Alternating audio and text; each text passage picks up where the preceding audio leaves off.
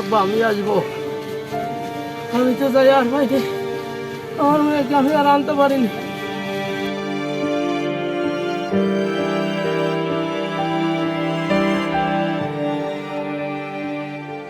ঢাকার উত্তরা মাইলস্টোন স্কুলে বিমান বিধ্বস্তের দিনে ভাগ্য যেন চুপি চুপি সিনথিয়ার পাশে দাঁড়িয়েছিল। ছোট বোন রাইসার জন্য ক্যান্টিনে আইসক্রিম আনতে গিয়ে সে প্রাণে বেঁচে যায়, আর রাইসা সে আর কখনো ফিরে আসেনি।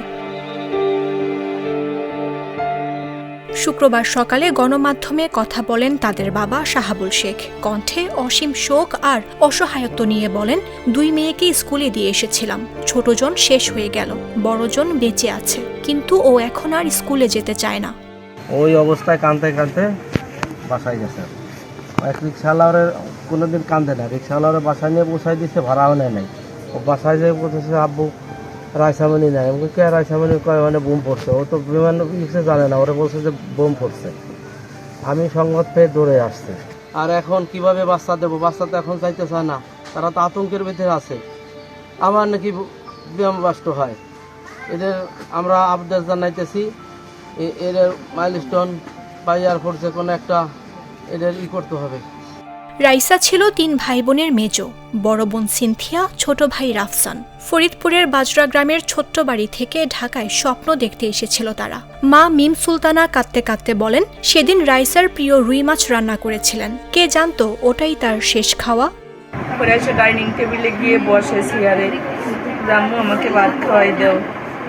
সেদিন আমি মুরগির মাংস রান্না করছিলাম আর রুই মাছ রান্না করছিলাম। রুই মাছ প্রিয় মাছ, প্রিয় খাবার ওইটা। বলছিল আম্মু আমি গোশ দিয়ে না, আমি রুই মাছ দিয়ে ভাত খাবো, আমাকে খাওয়াই দাও।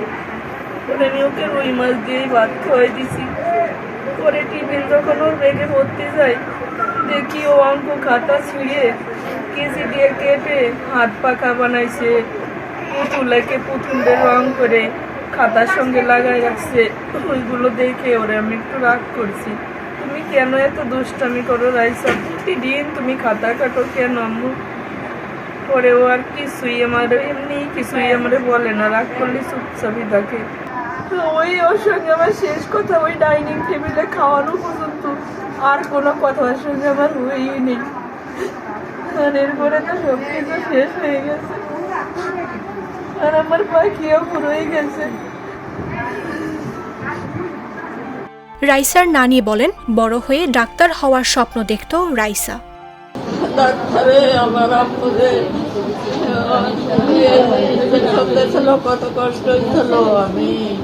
আমি আম্মুরে সেবা যত্ন করবো, দেশের মেয়েকে সেবা যত্ন করবো, টাকা নেব না, কিচ্ছু নেব না, আমি ডাক্তার হবো না, আমি ডাক্তার হবো, তুমি দোয়া করো আমার।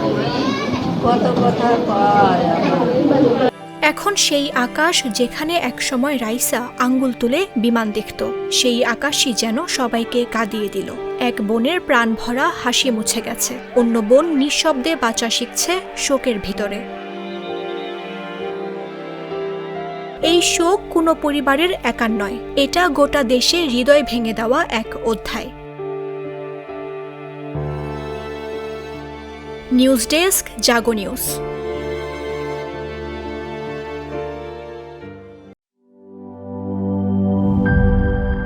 বান্ডেল থাকলে প্রতি সেনমানিতে টাকা বাঁচবে।